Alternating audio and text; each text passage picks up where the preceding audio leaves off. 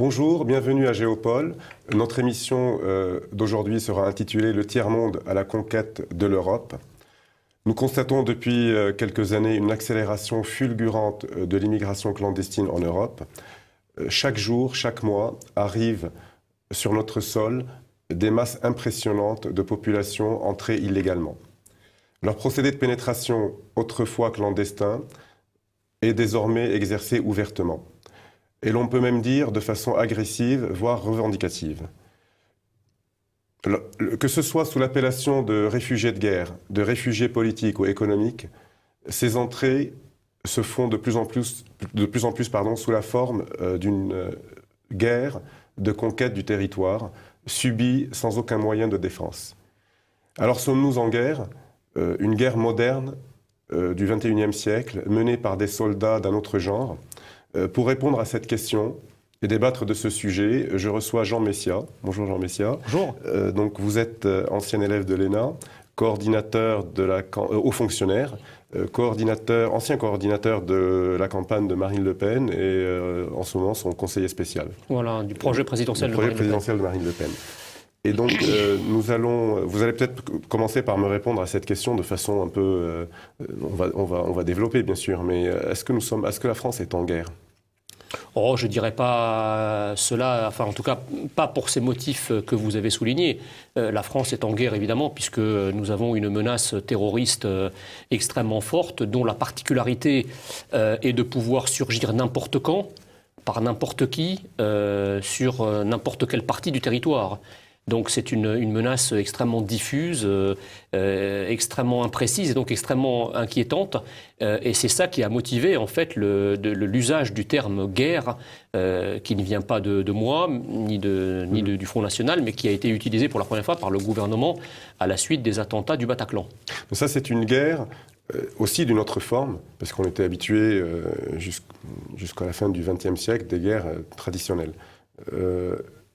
On a évoqué la guerre contre le terrorisme, qui a déjà une forme différente. Mais moi, je parle d'une autre guerre, une guerre qui est invisible. C'est-à-dire, toute conquête d'un territoire se fait sous forme de guerre. Sauf qu'on ne la voit pas, là, parce qu'il n'y a pas de combat. Il y a une sorte d'invasion pacifique, je dirais, mais sans aucun moyen de défense. Puisque lorsque arrivent sur un sol des masses de population, comme je l'ai dit il y a quelques minutes, agressives, c'est-à-dire revendicatives. Donc on voit bien, on a vu les années précédentes, au plus fort de l'arrivée des réfugiés syriens, par exemple, certains d'entre eux étaient très revendicatifs, très agressifs. Donc ils réclamaient un droit. Est-ce qu'il n'y a pas une sorte de conquête pacifique de l'Occident, de façon générale? Moi, mon idée, si vous voulez, c'est que dans le cadre des relations internationales, que des États aient des velléités de puissance, qu'il y ait des mouvements à la fois économiques, financiers, démographiques importants, qui sont transnationaux, ça a toujours existé. Je dirais que ce qui fait la différence avec le monde contemporain, c'est que nous avons des États-nations européens qui ont tout simplement cessé de vouloir. C'est-à-dire que nous avons toute une génération d'élites au pouvoir depuis une quarantaine d'années qui institutionnalise l'impuissance, qui vous explique qu'on ne peut plus rien faire contre rien. Que ce soit d'ailleurs les mouvements financiers, donc on a par exemple créé un marché financier mondial avec tout un tas de lois dans les années 80 qui ont permis de décloisonner les marchés nationaux et les déréguler, que ce soit dans le monde économique, donc on ne peut plus non plus vouloir s'opposer à des concurrences déloyales en provenance d'Asie, etc. Et évidemment sur la question migratoire, où on vous dit, bah non, c'est un phénomène contre lequel on ne peut rien, parce que, alors on a d'ailleurs des explications assez farfelues quand on vous dit que c'est des raisons écologiques, c'est le réchauffement climatique qui occasionne des grandes migrations. Alors ce qui est peut-être vrai, mais je dirais les phénomènes transnationaux, s'il n'y a pas derrière une volonté politique pour les juguler, voire pour essayer de les transformer en un atout pour son pays, c'est-à-dire un atout de puissance pour son pays, évidemment, ça devient des vecteurs destructeurs. Mais en l'occurrence, on ne peut pas reprocher au monde d'être ce qu'il est, on peut pas reprocher, on n'a pas de prise, si vous voulez, sur la démographie africaine ou sur la démographie du tiers-monde. Par contre, nous avons une prise sur notre politique nationale, notre politique Justement, migratoire je voulais notamment. à venir à ce sujet, parce qu'avant, en général, on nous donne 3 arguments. On ne peut rien faire, mais il y a aussi une politique volontariste d'immigration, c'est-à-dire qu'on nous suggère que nous ne faisons plus d'enfants, donc il faut bien en importer d'ailleurs. Oui, mais ça... Sans compter le besoin, paraît-il, économique. Alors, je vais avoir votre avis sur ce sujet. Je vais répondre à ces 3 points. Ça fait partie aussi d'une... Parce que vous savez, en politique, une non-décision provoque à des effets. C'est-à-dire que, contrairement, et même d'ailleurs sur le plan individuel, donc quand vous dites par exemple, vous laminez progressivement la politique familiale en réduisant les allocations familiales, en rabotant le quotient familial, en réduisant tout un tas d'allocations ou d'aides aux familles, forcément vous découragez la naissance. C'est une politique nataliste négative en quelque sorte. Ce qui explique d'ailleurs, les derniers chiffres de l'INSEE le montrent très très bien. On partait d'un taux de fécondité de 2 enfants par femme en moyenne en 2010. Aujourd'hui, on est à 1,88. Donc on s'éloigne du seuil de renouvellement des populations. Mais je dirais, ça a commencé beaucoup plus tôt. C'est-à-dire qu'à partir de 81, on a eu 2 mouvements qui sont, je dirais, dévastateurs. Le premier mouvement, ça a été le résultat de la politique de regroupement familial qui avait été menée sous la pression du MEDEF, qui souhaitait fidéliser l'immigration de travail en France. Et donc, en fait, dans les années 60 et 70, ils avaient un turnover des travailleurs qui était extrêmement important. Un travailleur venait, on le formait pendant 6 mois, il travaillait encore 1 an et demi en moyenne, et puis il repartait dans son pays. Donc le MEDEF a convaincu les pouvoirs politiques français pour économiser des coûts, notamment des coûts de formation, eh bien, plutôt que ce soit le travailleur qui parte, qu'on fasse venir sa famille. Donc on a changé de nature de l'immigration. C'est-à-dire, au départ, c'était une immigration de travail. C'était certes une immigration importante, mais qui ne concernait pas les mêmes individus, puisque ça tournait en quelque sorte tous les 2-3 ans. C'est très différent. De travail, parce que aujourd'hui, c'est une population. Enfin, depuis les années 80, c'est une immigration de peuplement. Oui, c'est ça, parce qu'il y a des pays du tiers-monde, enfin du tiers-monde, il y a des pays de l'autre côté de la Méditerranée dans lesquels il y a une immigration de travail. Il y a même dans des pays du Golfe, des pays où il y a 80% de la population. Oui, mais d'ailleurs, ces gens-là ne sont jamais. Moi, je peux vous en parler parce que j'ai une expérience professionnelle assez importante dans les pays du Golfe que je connais bien. Ils ne sont jamais naturalisés. Non, mais non seulement ils ne sont pas naturalisés, ils n'ont aucun droit. C'est-à-dire ils sont là, il y a un contrat. Exactement, c'est un contrat de droit local qui donne absolument droit à rien, peut-être même pas de porter plainte contre son employeur en cas d'abus. Non, non. En France, je disais, donc le premier phénomène est un phénomène quantitatif. C'est-à-dire qu'on a amplifié le phénomène migratoire. Au lieu d'avoir un travailleur, on a un travailleur, on a le travailleur et sa famille. Donc c'est une immigration de peuplement qui, c'est un effet volume, si vous voulez, qui est extrêmement massif. Et puis à côté de ça, et concomitamment, nous avons une politique, je dirais, de dénigrement systématique de la France, qui a commencé à partir des années 80, donc avec l'arrivée de la gauche au pouvoir, et qui consiste finalement progressivement à passer de la tradition assimilationniste française, qui était possible quand l'immigration était individuelle, à la notion d'intégration. C'est-à-dire, en gros, plutôt que de dire aux gens « devenez ce que nous sommes », on leur dit « restez ce que vous êtes ». Donc, on va peut-être développer assimilation, intégration, plus tard dans l'émission, parce que je vais aborder... D'accord. Alors, juste pour terminer là-dessus, on a donc ce double phénomène à la fois quantitatif par le regroupement familial et une immigration qui change de nature, et un phénomène qualitatif par l'abandon progressif de tous les vecteurs assimilationnistes français. Et donc aujourd'hui, si vous voulez, nous sommes en plein dedans, c'est-à-dire qu'on est même, je dirais, dans une gradation inquiétante, c'est-à-dire on ne demande même plus aux gens, aux immigrés de rester ce qu'ils sont, on réclame des Français de devenir ce que eux sont. D'accord. Il y a deux points importants qu'on nous répète souvent, qui sont, à mon avis, mais vous allez me dire ce que vous en pensez, faux. On a entendu à plusieurs reprises, notamment là aussi lorsqu'il y a eu une vague très importante de réfugiés syriens, que nous avons affaire à des immigrés d'un très haut niveau d'études et de formation. Et donc nous en avons besoin, l'Europe en a besoin, que ce soit l'Allemagne ou la France, parce qu'ils sont très bien formés, donc on veut dire par là intégrables facilement, et puis l'économie en a besoin. Sauf que moi, personnellement, je connais un peu ces régions, notamment la Syrie, et je peux vous assurer, vous allez me dire, vous, ce que vous en pensez à votre niveau, que, par exemple, j'ai entendu un journaliste connu d'une chaîne d'information nous affirmer que 80% de ces immigrés avaient le niveau bac. C'est une plaisanterie, non, mais attendez. Je crois, si vous voulez, qu'il y a un gigantesque mensonge qui entoure la question de l'immigration, à la fois dans ses chiffres et dans ses qualités. Bon. Ça, c'est indéniable. Je prends un exemple très simple.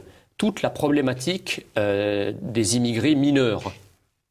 Ce qu'on présente comme des immigrés mineurs. Donc en gros, quelqu'un peut avoir, un migrant, comme on dit maintenant, peut avoir 45 ans. Le simple fait qu'il se déclare mineur enclenche tout un processus, etc.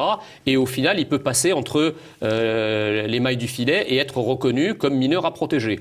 Donc il y a effectivement un gros mensonge. En réalité, moi je crois que l'immigration actuelle, c'est ce qu'on appelle les migrants, procède avant tout d'une logique économique et financière. C'est-à-dire que nous avons un capitalisme financier devenu particulièrement vorace qui chosifie l'être humain, qui le considère comme une marchandise, qui considère que tout ce qui est droit du travailleur, protection du travailleur, ça n'a pas lieu d'être. Un travailleur, on doit lui appliquer des normes exactement comme un produit. C'est-à-dire qu'autrefois, le capitalisme considérait que les citoyens étaient des clients. Maintenant, le capitalisme financier considère que le citoyen n'est plus un client, c'est le produit lui-même, sur lequel on peut légiférer. Donc, je dirais, l'immigration, c'est un objet.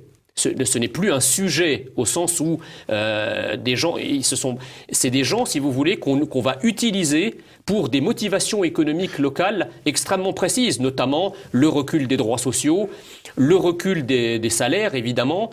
Vous savez, les premiers à s'être opposés à cette immigration du regroupement familial, donc cette massification de l'immigration, c'était le Parti communiste français au tournant des années 80. Non, mais au tournant des années 80, c'était pas il y a 50 ans. Georges Marchais. Georges Marchais, exactement. Mais donc, est-ce que ça ne va pas se retourner contre eux, contre le capitalisme? Parce que, je reviens sur la formation, ce sont des gens qui n'ont pas de formation, qui ne savent pas très bien, ils ne sont pas adaptables très rapidement à l'entreprise européenne. Richard, la question n'est pas là. La question, c'est qu'en fait, comme c'est une logique économique, la logique économique considère que les agents économiques, quels qu'ils soient, sont des agents économiques interchangeables.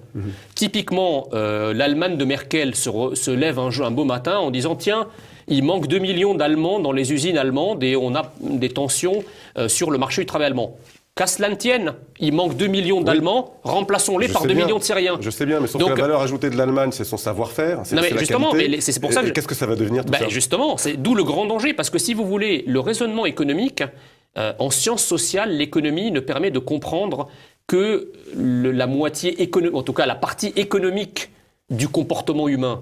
Mais la partie économique du comportement humain ne saurait résumer le comportement humain de manière holiste, de manière globale. Voyez ? Donc, évidemment, si vous remplacez 2 millions d'Allemands par 2 millions de Syriens, d'abord, il reste à prouver que les usines vont tourner immédiatement de la même manière, mais à supposer qu'on investisse dans la formation accélérée, etc., pour faire en sorte que ça soit parfaitement échangeable, il reste toute la dimension culturelle, linguistique, civilisationnelle. Bien sûr, mais ça, 2 millions de Syriens, c'est 2 millions de personnes qui sont musulmans, qui parlent l'arabe, qui n'ont pas du tout les mêmes valeurs. Je vais passer rapidement on va aborder ça. Mais on va conclure sur l'économie, parce que ce n'est pas le sujet de l'émission, mais c'est très important pourtant. Non, bien sûr, mais si les 2 millions de Syriens pouvaient remplacer les 2 millions d'Allemands et faire tourner les industries allemandes, eh bien la Syrie aurait été un pays industriel de pointe.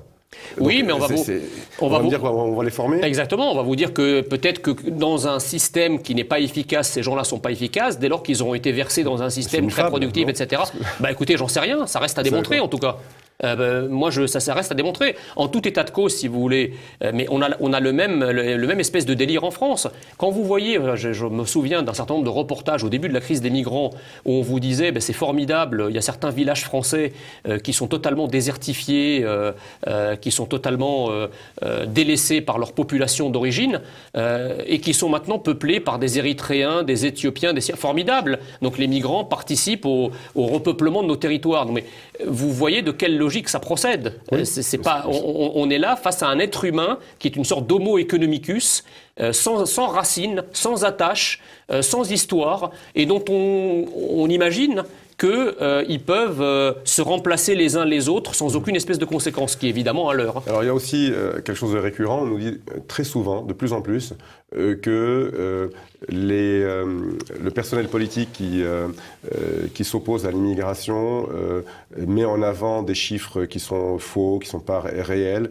et puis les Français, paraît-il, sont victimes d'un effet d'optique, c'est-à-dire on parle de le ressenti et la réalité, c'est-à-dire qu'on verrait trop d'immigrés, c'est juste un effet d'optique. En réalité, il n'y en a pas tant que ça. Écoutez, c'est on pas répète vrai, ça tous les jours. Oui, mais enfin, tous les Français. C'est juste un ressenti. Non, mais c'est pas vrai. Comme la température, vous savez, pour la météo, on dit la température réelle et la température ressentie. Oui, mais peu importe, mais quand la température ressentie est basse, vous avez froid. Donc, ça change pas véritablement la donne. Non, mais enfin, je veux dire, on a tous vu. Enfin, moi, je suis arrivé à Paris au tout début des années 80. Et j'ai vécu à Paris pendant toute la période, à l'exception de quelques années récemment. Bien sûr que la population a changé. Alors évidemment, dès que vous dites ça, on vous accuse d'être un complotiste, c'est le grand mot, si vous voulez, pour tuer dans l'œuf toute forme d'interrogation, je ne dis même pas de contestation ou de critique, mais d'interrogation sur un certain nombre de dogmes. Alors vous dites que la population française a changé sur de larges parties du territoire, on vous dit ah oui, mais vous êtes complotiste, vous êtes contre le grand remplacement. D'abord, je ne sais pas ce que ça veut dire le grand remplacement, je constate juste que sur des portions de plus importantes du territoire, ce n'est plus la même population, tout simplement. Et c'est pas moi qui le dis, je suis relié à l'étranger, j'ai pas mal de familles qui sont aux États-Unis, en Australie, en Grande-Bretagne et encore en Égypte, qui viennent périodiquement. J'avais récemment la visite d'un cousin qui vient des États-Unis, qui avait visité la France pour la dernière fois à la fin des années 70, et qui visite Paris donc après 30 ans, et qui me dit mais où sont passés les Français ? Oui, je souris parce que j'ai eu la même expérience que vous, figurez-vous. Bah voilà. Donc si vous voulez, c'est aussi qui s'est baladé sur les Champs-Élysées et qui m'a dit mais qu'est-ce qui se passe en France ? Voilà. Donc si vous voulez, c'est juste un constat. On peut quand même tomber d'accord sur l'idée que quand vous allez en Seine-Saint-Denis, dans la région lyonnaise, dans un certain nombre... La ville de mon enfance, qui est la ville de Mulhouse, où je suis arrivé en 78, j'ai eu l'occasion de la revisiter dans le cadre de mes activités politiques il n'y a pas plus tard qu'en fin d'année dernière. Je veux dire, je n'ai pas reconnu la population. La population a totalement changé. Mais alors je vais vous dire qu'est-ce qu'on va vous répondre. Et alors ? On va dire, et alors, c'est bien, c'est le mélange, c'est la diversité. Exact. Alors, et donc, je vais vous dire, et alors, si c'est remplacé, tant mieux. Ok. Voilà. Oui. Alors quel est l'inconvénient ? L'inconvénient, c'est moi, alors, si on me dit et alors, moi, je peux éventuellement aller jusqu'à dire oui et alors, mais à une condition. Est-on vraiment sûr que nous avons au moins sur ces territoires des Français de cœur ? Parce qu'à la limite, ce qui est gênant, c'est pas tellement une question raciale, puisque la France n'a jamais été une race. Et on n'est pas, enfin, je veux dire, moi, je ne supporte pas, je dirais, les propos racistes d'une certaine façon. Mais il m'importe d'avoir sur ces territoires des gens qui, au moins, font allégeance au pays dans lequel ils vivent. C'est-à-dire que ce soit des Français de cœur, des Français qui aiment leur pays, des Français qui portent avec fierté leur drapeau, qui se sont appropriés tout l'héritage historique, culturel, etc. Moi, j'ai pas de problème. Je veux dire, l'exemple de la Légion étrangère, je veux dire, qui est quand même un exemple assez unanime. Vous avez des gens de toutes les nationalités, quasiment de toutes les nationalités du monde, mais le creuset qui est celui de la Légion étrangère les transforme en Français capables de verser leur sang pour la France. Donc, moi, si vous dites « et alors », moi je dis oui, effectivement, et alors ? Mais ça suffit pas, ça. Si l'enveloppe extérieure, effectivement, n'est pas importante, moi, ce qui compte, c'est d'avoir des gens qui portent la France dans leur cœur. Or, justement, de ce côté-là, ce n'est pas le cas et c'est ça qui est inquiétant. Alors, si j'ai bien compris, le plus important, ce n'est pas ce qui est dangereux, enfin, ce qui est embêtant, ce n'est pas le remplacement de la population, c'est le remplacement de l'idée qu'on se fait de la France, de la culture et des habitudes. Voilà, je dirais que le remplacement, le concept de remplacement est inquiétant dans son aspect culturel. C'est-à-dire que là où la population aujourd'hui en France est remplacée, c'est-à-dire qu'elle n'est plus la même qu'il y a 20 ou 30 ou 40 ans, eh bien s'installent de nouveaux codes culturels, une autre civilisation. Oui, donc en fait, c'est une autre civilisation. La définition que l'on donne de la France. Exactement, mais est-ce que vous trouvez normal, par exemple, que sur des portions où justement d'autres populations sont devenues majoritaires, vous ne puissiez plus acheter une bouteille de vin ?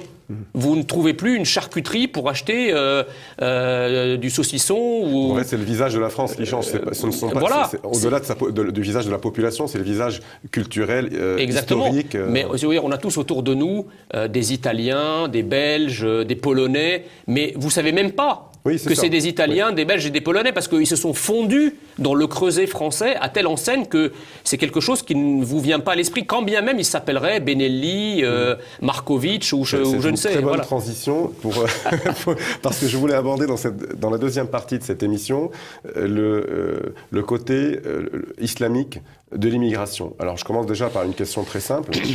Le problème est-il l'immigration ou l'immigration islamique ? Parce que jusque dans les années 80, les partis politiques, notamment le Front National de l'époque, opposés à l'immigration, ne parlaient que d'immigration de façon générale. Et puis de plus en plus, maintenant, on ne parle plus pratiquement que d'immigration islamique. Est-ce que le problème aujourd'hui est-il l'immigration sans rentrer dans les détails de qui la compose, ou l'islam, de par sa contradiction avec je dirais pas les valeurs de la République, mais les valeurs tout court. Je ne sais pas ce que c'est, les valeurs de la République. Exactement. Mais... Donc, en fait, les valeurs, l'histoire, la façon de vivre, tout simplement, pas seulement de la France, mais des Européens de façon générale. Est-ce que c'est ça le problème réel ou pas ? Est-ce qu'on peut le dire ou il faut continuer à se cacher derrière certains mots ? Alors, moi, je connais assez bien le monde arabe, puisque j'en suis issu, un peu comme vous d'ailleurs. Force est de constater que le monde arabo-musulman des années 2010 n'est pas le monde arabo-musulman des années 70, ni même des années 80. Je pense qu'effectivement, il y a une exacerbation du sentiment religieux dans le monde arabe, de manière générale, et qui est amplifiée au sein de l'immigration arabo-musulmane en France par le fait que c'est une minorité, si vous voulez. Moi, je constate que là encore, c'est aussi le fruit d'une politique. Je n'irai pas jusqu'à dire qu'il y a un problème musulman en France. Je crois que le problème est d'abord politique. C'est-à-dire qu'en fait, nous avons des élites au pouvoir, à tous les échelons du pouvoir, depuis la présidence de la République jusqu'aux élus locaux, qui en réalité ont poussé la représentation de l'islam de France dans les mains des frères musulmans. Or, le problème des frères musulmans, c'est que ce n'est pas l'islam, ou en tout cas, ils ne peuvent pas être le monopole de représentation des musulmans. Or, les frères musulmans, ils ont effectivement une idéologie de conquête, une idéologie intolérante, une idéologie d'exclusion, qui vise progressivement à devenir majoritaires idéologiquement et en nombre sur les territoires où ils sont arrivés. Ça, c'est pas moi qui l'invente. Je veux dire, quand on lit les ouvrages de Hassan el-Banna et de toute la littérature de Sayyid Qutb, etc., des frères musulmans, c'est écrit. Les fondateurs de la confrérie. Les fondateurs de la confrérie, c'est écrit noir sur blanc. Et donc, moi, si vous voulez, ce qui me choque, c'est pas tellement qu'il y ait des musulmans en France. C'est pas ça la question. La question, c'est que on force toute la communauté musulmane française, on la pousse dans les mains des frères musulmans en faisant des frères musulmans les seuls interlocuteurs de la communauté musulmane de France, avec tous les problèmes que ça peut venir. J'ajoute d'ailleurs que plein de pays arabes, à commencer par l'Égypte, les Émirats, etc., ne comprennent pas, eux qui font la chasse aux frères musulmans chez eux et à toutes les confréries intégristes et radicalisées, ils ne comprennent pas comment un pays comme la France peut au contraire, je dirais, accorder un respect et reconnaître de cette manière officielle toutes ces confréries qui sont considérées comme terroristes dans les pays arabo-musulmans eux-mêmes. effectivement, il y a le problème frères musulmans, mais on va faire une pause dans quelques secondes. Mais donc il y a le problème effectivement politique des frères musulmans, et puis après il y a l'islam. Et donc quand je parle de l'islam, je ne parle pas des individus musulmans. Je parle de l'islam auquel les individus peuvent adhérer ou pas. Et donc ce sont deux choses différentes. Donc on va essayer dans la deuxième partie de cette émission de passer outre l'idéologie des frères musulmans et de parler de la culture musulmane. Vous parliez il y a quelques secondes des pays du Golfe ou de l'Égypte, mais qui sont des pays musulmans, qui ont une culture totalement différente. Oui, mais qui justement sont aux avant-postes de la lutte contre les frères. Peut-être qu'ils sont plus efficaces parce qu'ils sont musulmans, mais on va peut-être on va débattre de ça dans quelques secondes. On marque une pause et on reprend donc sur ce sujet dans quelques secondes.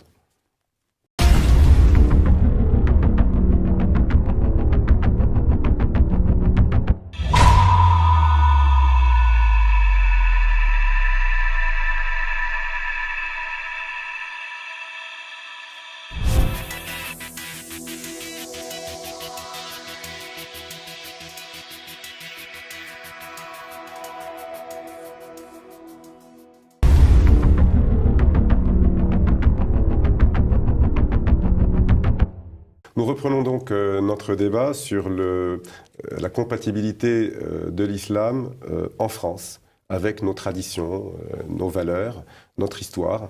Et donc je commence déjà par un sondage qui a eu lieu, je pense, il y a 1 an à peu près, dans lequel on a posé donc, à la population, aux Français musulmans, une question très simple sur leur opinion sur la charia.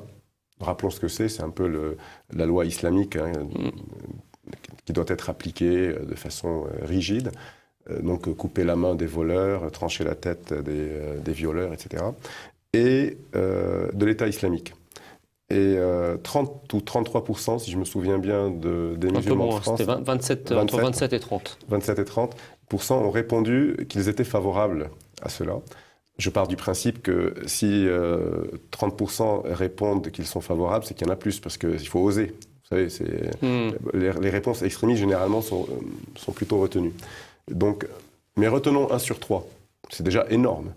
Et donc, au-delà des frères musulmans, est-ce que la culture islamique, la religion musulmane, qui est, vous savez bien, plus qu'une religion, c'est une philosophie, c'est une constitution politique, économique et sociale, oui. Absolument. Est-ce qu'elle est compatible de façon massive en France? Je dis bien de façon massive parce que, bien sûr, à titre individuel, vous pouvez avoir de tas de musulmans qui sont nés musulmans et qui ne pratiquent pas ni leurs dogmes, ni leurs lois, et qui, souvent, même, ne les connaissent même pas. Donc, est-ce que, à partir du moment où on adhère à cette philosophie, est-ce qu'on peut s'assimiler en France? Alors, je vais vous répondre très simplement. Moi, je suis un homme politique. Je ne suis ni un prélat, ni encore moins un imam. Donc, il ne m'appartient pas de dire à la place des musulmans si l'islam est compatible avec la République. Ou même avec la France, parce qu'il peut très bien être compatible avec la République et pas être compatible avec la France. Il suffit de faire de la République une République islamique. Exactement, alors sans aller jusque-là, mais...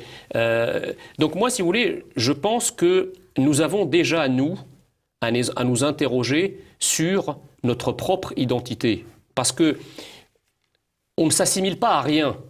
Et quand vous avez des élites, à commencer par le président de la République actuelle, qui nous explique qu'il n'y a pas d'histoire de France, il n'y a pas de culture française. Pour un peu, il dirait, il n'y a pas de langue française, il n'y a pas de tradition française, il n'y a pas d'identité française. Ben, comment voulez-vous, si vous voulez, qu'on fixe la référence par rapport à laquelle les gens vont pouvoir s'intégrer ou s'assimiler? Je pense que dans le passé, outre le fait que c'est une immigration, je dirais, beaucoup plus faible en nombre et beaucoup plus individuelle, nous avions, par ailleurs, une France qui était fière de ce qu'elle était, où il y avait un véritable creuset français, un creuset intégrationniste. Vous savez, personne dans les années 50 ou 60 ne disait un tel était musulman, ou un tel est juif, ou un tel est chrétien, ou un tel... Ça n'existait pas. Parce qu'on savait très bien que les gens arrivaient et que s'ils voulaient prétendre à la nationalité française, c'était le fruit d'un processus, d'un parcours individuel, etc. Aujourd'hui, si vous voulez... C'est comme si l'allégorie que je prends souvent, c'est l'allégorie du phare. C'est-à-dire qu'en réalité, le phare de la France est éteint. Et donc nous avons tout un tas de bateaux en perdition au large qui ne savent plus vers où se diriger. Tant qu'il n'y aura pas un parti, un président qui rouvrira la porte de ce phare, qui montera dans le phare et qui remettra dans le phare la lumière tricolore, qui permettra à ce moment-là de voir qui se dirige vers les côtes françaises et qui choisit le large, on ne pourra pas trancher cette question. Je dirais que la première des questions, c'est que la France redevienne la France. C'est que nous ayons une France qui transmet et qui se transmet.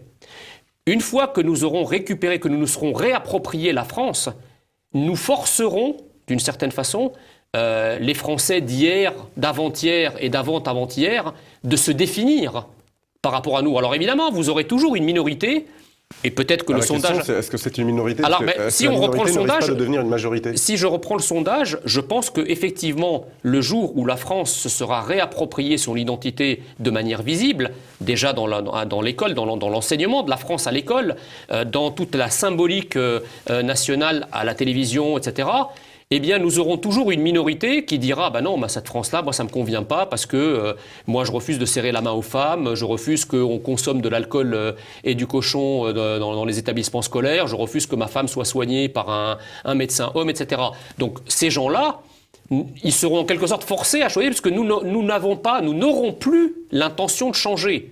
Donc, soit eux changeront pour devenir ce que nous sommes, soit ils regagneront un certain nombre de pays où ils pourront vivre à l'aise dans ce qu'ils croient être, ou en tout cas ce qui est leur identité propre. Mais je suis moins pessimiste que vous.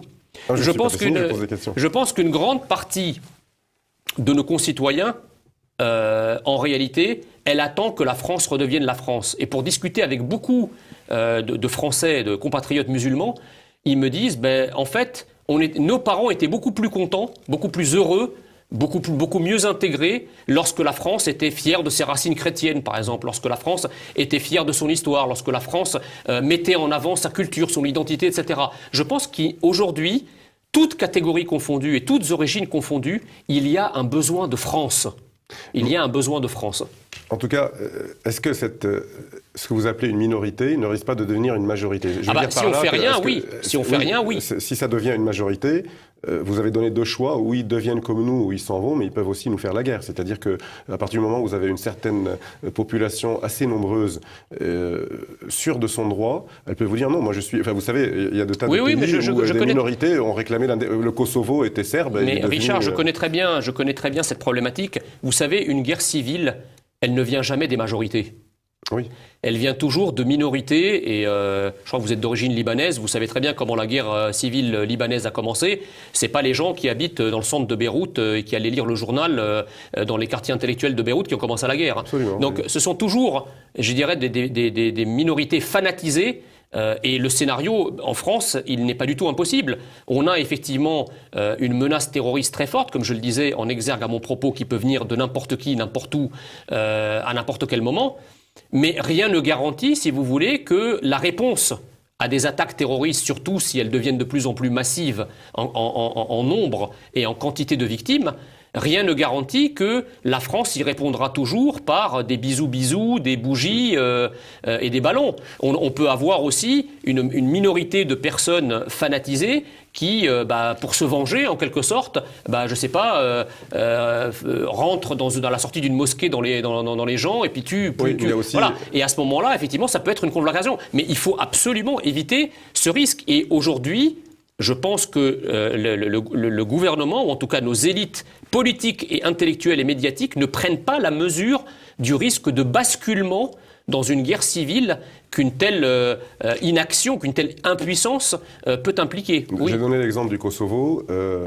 On a l'exemple qui est très différent, mais c'est le même concept, de la Catalogne. Je veux dire par là qu'il y a des régions, des départements en France où il y a une population musulmane qui est, on ne sait pas trop si elle est majoritaire ou pas. En tout cas, quand on voit les prénoms donnés aux nouveau-nés sur une année, on constate qu'elle est majoritaire. En tout cas, la nouvelle génération sera majoritaire. Mais là, c'est pareil. Là, c'est notre tradition assimilationniste jusqu'à la fin des années 60.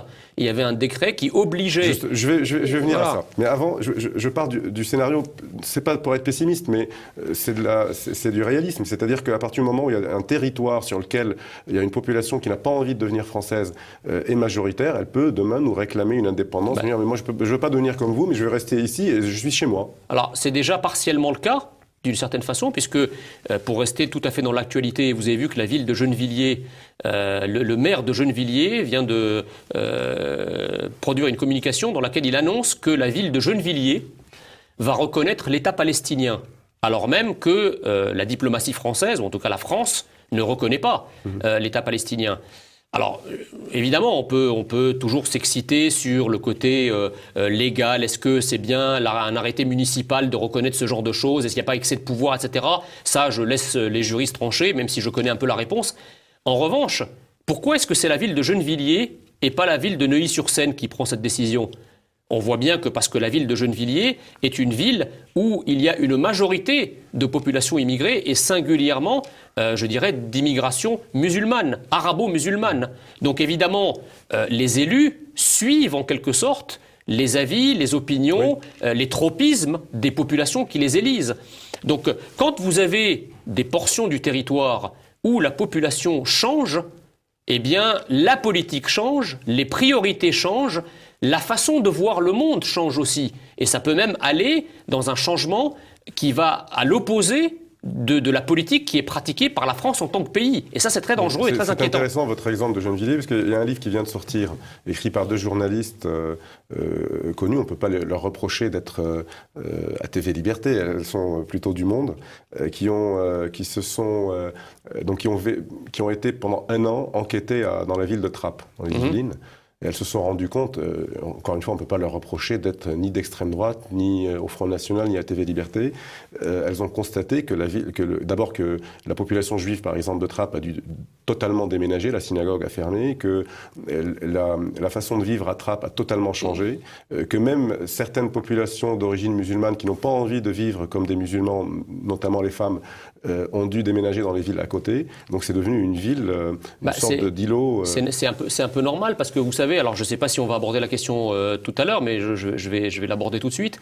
On me dit souvent, mais vous êtes d'origine étrangère, vous êtes d'origine immigrée, comment ça se fait que vous êtes contre l'immigration? Je suis un peu comme l'exemple des musulmans qui ne veulent pas vivre comme des musulmans traditionnistes que vous venez de prendre à l'instant. C'est que quand mes parents ont immigré en France en quittant le monde arabe, ce n'est pas en rêvant que le monde arabe les rattrape dans leur nouvelle patrie.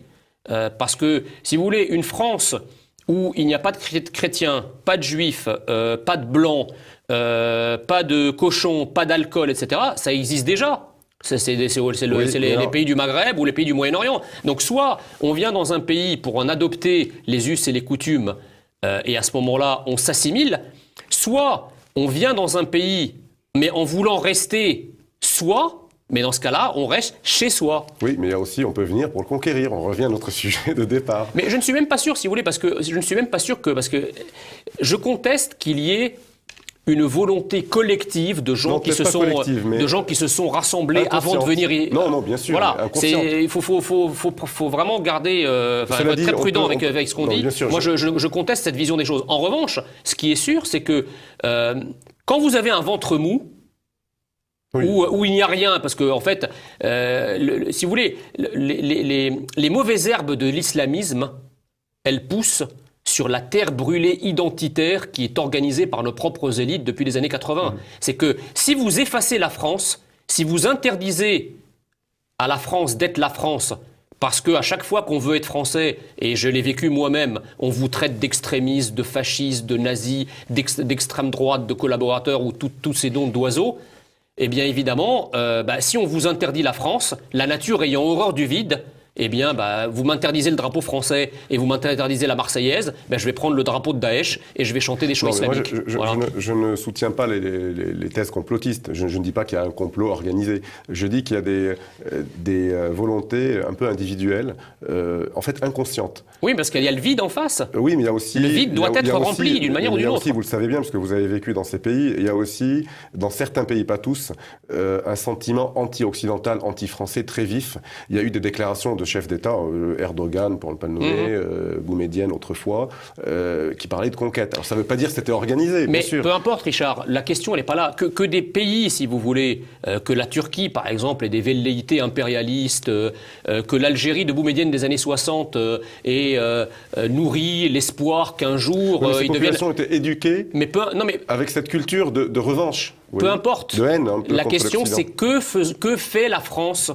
Oui, que fait la politique française pour contrecarrer? C'est exactement alors je reviens, mais c'est peut-être un tropisme de ma formation, je reviens sur la question économique. Peut-on aujourd'hui reprocher à la Chine d'inonder de ses excédents commerciaux les pays européens? Non. C'est de bonne guerre. Ils ont un avantage comparatif qui est un travail abondant et à bas coût. Voilà. Que faisons-nous, nous-mêmes, pour avoir une velléité de puissance, au moins pour contrecarrer les velléités de puissance étrangère? Rien. Faire, il faut d'abord, je pense, enfin je ne sais pas si vous souvent en pensez, mais pour savoir quoi faire chez nous, il faut d'abord accepter le fait que parmi ces populations, pas toutes bien évidemment, mais une grande partie de cette population a été élevée dans la haine de la France. Et donc, mais elle a été élevée dans la haine de la France. Le pire, dans un esprit de revanche, parce qu'on leur a dit qui a été alimenté par la France elle-même, par les élites gauchisantes de la France. Absolument. Et les élites de mai 68 qui sont aux commandes des destinées de la France depuis 81 et qui ont expliqué à ces populations que la France est un pays raciste, que la France est un pays colonialiste, que l'idée française c'est une idée rance, que les Français ce sont d'abominables personnages qui se sont livrés à des comportements odieux pendant la Seconde Guerre mondiale, etc., etc. Et que on leur a donné le droit, parce que ces élites qui ont été des étudiants de mai 68, par le phénomène bien connu en psychologie du transfert, ont transféré en fait cette rébellion estudiantine en considérant que les nouveaux rebelles étudiants, en quelque sorte, étaient les caïds des cités, les jeunes des cités, à qui on a laissé tout faire. Il est interdit d'interdire. Hein. Donc évidemment, on brûle une poubelle, on dit rien, on casse un abribus, on dit rien, et bien ensuite on brûle des flics dans leur voiture, etc. Et c'est crescendo. Tant qu'il n'y a pas un cran d'arrêt de la puissance publique qui dit voilà ce que nous tolérons, voilà ce que nous ne tolérons pas, voilà comment il faut être, voilà ce qu'est la France, c'est à prendre ou à laisser, on ne peut pas vouloir. Tant que vous avez une terre brûlée, quand vous avez un désert, eh bien, il sera peuplé par d'autres symboles culturels, d'autres symboles civilisationnels, et ça ne sera pas tellement la faute de ceux qui essayent de conquérir, ça sera surtout notre faute de ne pas faire en sorte que ça n'arrive pas. Je vais aborder les choses qui fâchent, parce que vous avez cité des Français, des compatriotes musulmans qui vous ont dit, à l'époque de nos parents, on était mieux intégrés, etc. Moi, j'ai été enquêté un peu, hein, j'ai été dans certaines banlieues dites chaudes, Argenteuil ou d'autres, et j'ai discuté avec des jeunes, et des moins jeunes d'ailleurs, hein, des gens de 40 ans, sans caméra, hors caméra, en discussion franche, c'était assez radical tout de même, hein, parce que moi j'ai entendu... bien sûr, ça existe. J'ai entendu beaucoup de ces Français hein, qui m'ont dit « je suis Français de carte d'identité, mais ça s'arrête là ».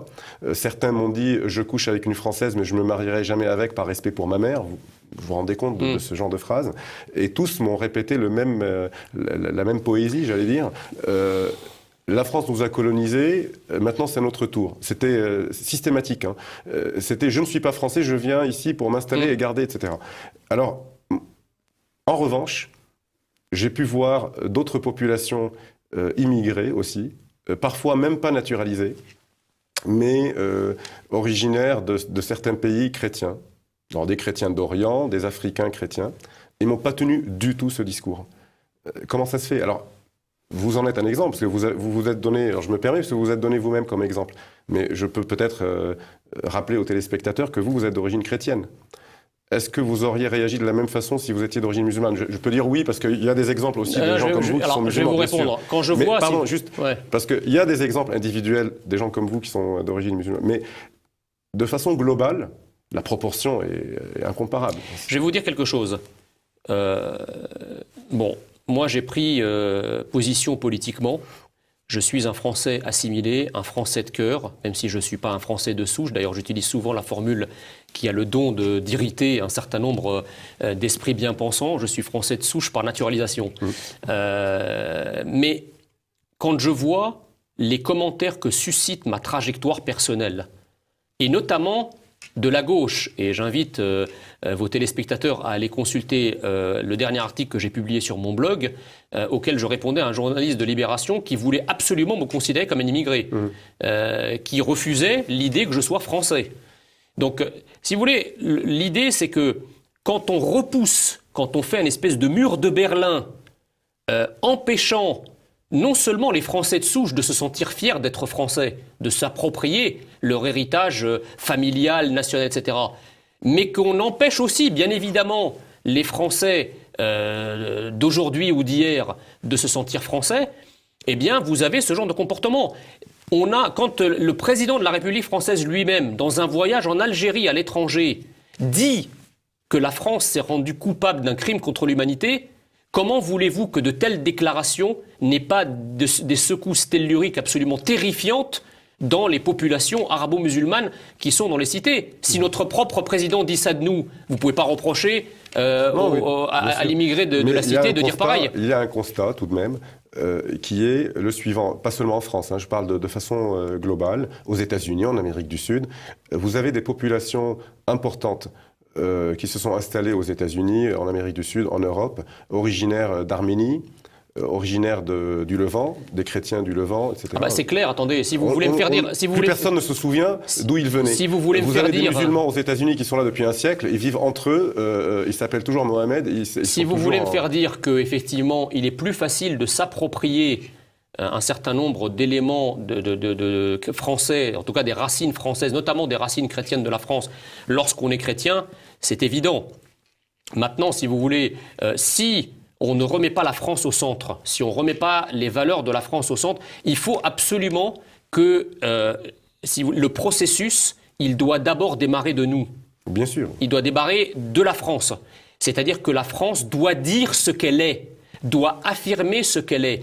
Qu'il y ait ensuite une minorité plus ou moins large qui va refuser la France telle qu'elle se sera affirmée, ça, nul conteste. Et je crois que le sondage que vous avez cité tout à l'heure est parfaitement révélateur. Il y aura de toute façon un volant de personnes, 20%, 30%, 40%, je ne sais pas. Mais il y aura un volant probablement assez important de personnes qui refuseront la France telle qu'elle se sera appropriée elle-même. Mais dans ce cas-là, ça sera à cette minorité fanatisée, en quelque sorte, de choisir. Ça ne sera pas à nous. Mais alors, admettons que la France se ressaisisse et qu'elle affirme ce qu'elle est, etc. Pourrait-elle assimiler une masse de population musulmane importante, je dirais, parce que on a assisté depuis quelques années, un an ou deux, à des arrivées massives quand même, à plus d'1 million de personnes en Allemagne, je ne sais plus en France, des dizaines de milliers. Alors on minimise les chiffres, mais enfin on les voit. Et il donc, faut arrêter immédiatement. Assimiler des masses aussi importantes? On peut assimiler des individus, on n'assimile pas des peuples, c'est évident, voilà. On n'assimile pas des peuples. Maintenant, si vous voulez... C'est pour ça que j'ai fait la comparaison entre les immigrés chrétiens, parce qu'on le voit, ce n'est pas une affirmation comme ça en l'air. L'histoire nous démontre que certaines populations immigrées qui sont assimilables plus facilement que d'autres. Concrètement, si vous voulez, il faut évidemment stopper de toute urgence tout apport supplémentaire d'immigration. D'abord parce que nous n'en avons plus besoin. On a quand même 9 millions de pauvres et 6,5 millions de chômeurs en France. Donc si la France allait bien, ça se saurait, donc on n'a pas les moyens d'accueillir. Alors c'est quoi? Enfin, on nous présente l'immigration comme étant le nouvel humanisme. Mais c'est quoi le nouvel humanisme? C'est que ces immigrés arrivent et qui se retrouvent dans les cloaques de Calais ou de la Porte de la Chapelle. Moi, je ne veux pas de cette vitrine absolument inhumaine donnée par la France à l'étranger. Donc il faut, premièrement, évidemment, stopper tout apport d'immigration supplémentaire. Quant à l'immigration qui est déjà sur place, parce que vous avez tout à l'heure parlé d'immigration massive. Attention, il y a une immigration clandestine qui est à peu près de 250 000 personnes. Par définition, on n'a pas les chiffres, mais c'est de cet ordre-là. Et on a aussi une immigration légale de 200 000 personnes chaque année. Donc si vous voulez, ça fait quand même, sur une très longue période, à peu près entre 400 et 500 000 personnes supplémentaires qui rentrent en France chaque année. Ça veut dire que vous avez entre 4 et 5 millions de personnes supplémentaires tous les 10 ans. D'apport à la population française. Et à côté de ça, vous avez effectivement une politique nataliste malthusienne. Donc pourquoi ne pas inverser les choses, avoir une politique de soutien aux familles, une politique familiale extrêmement volontariste pour encourager les Français à faire davantage d'enfants, tout en réduisant progressivement, ou même d'un coup, l'apport de populations étrangères. On ne peut pas assimiler des peuples. Et donc, si vous voulez, il faudra qu'à un moment ou un autre, ces populations qui sont sur notre territoire choisissent, soit c'est la France, mais il faut pour ça que la France redevienne la France, soit, eh bien, c'est leur pays d'origine. Mais il faut expliquer que nous n'avons pas l'intention de changer, nous n'avons pas l'intention de céder un pouce de terrain aux revendications communautaristes, qu'elles soient d'ailleurs islamiques ou autres. Nous sommes la France. En France, il faut vivre comme les Français, comme à Rome, il faut vivre comme les Romains. Soit on nous accepte, et si on vient en France, c'est normalement pour vivre en France, comme les Français. Parce que si on ne veut pas vivre comme un Français, si on veut vivre comme un Algérien, comme un Marocain, comme un Égyptien ou comme un Libanais, il faut aller en Algérie, au Maroc, en Égypte, au Liban. Alors, vous avez parlé, vous vous êtes donné comme exemple, il y a quelques minutes, des spécialistes de l'immigration, des sociologues, nous expliquent à longueur de journée, décortiquent un peu les réactions et le comportement de chacun. Et j'avais entendu il y a quelques mois une sociologue parler de vous, et elle vous reprochait le syndrome, disait-elle, du dernier entrant qui ferme la porte derrière lui. Que lui répondez-vous ? Déjà qu'elle n'est pas très au courant, parce que moi je suis rentré en France en 78. Donc le dernier entrant, je crois que depuis, il en est rentré des millions. Donc je ne vois pas tellement ce que ça dit. Blague à part, non, encore une fois, moi, quand mes parents sont arrivés en France, c'était pour vivre en France en tant que Français.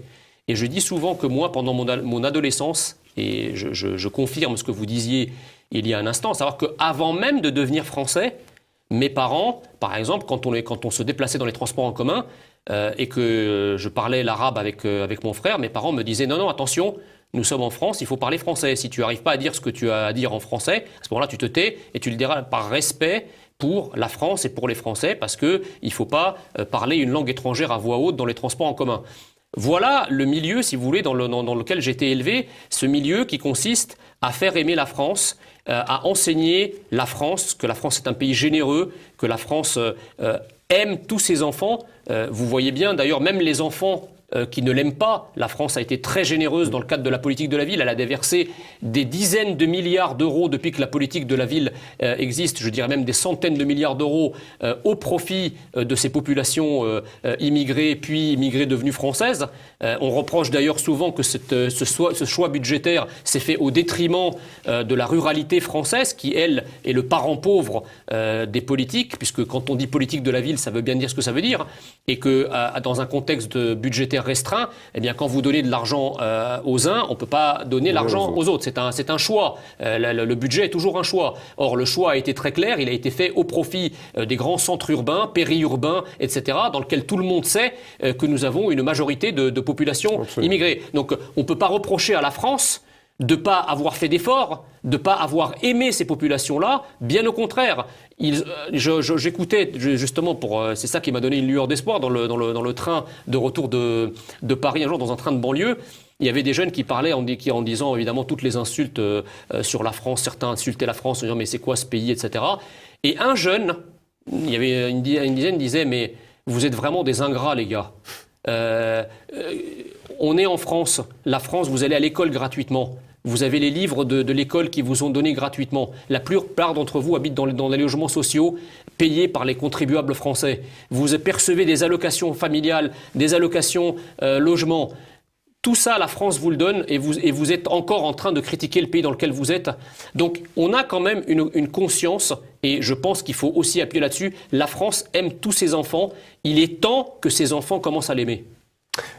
Sur ces paroles, l'émission est terminée. Je vous remercie, Jean Messia, d'avoir accepté notre invitation. Merci, chers téléspectateurs, de nous avoir suivis et à bientôt.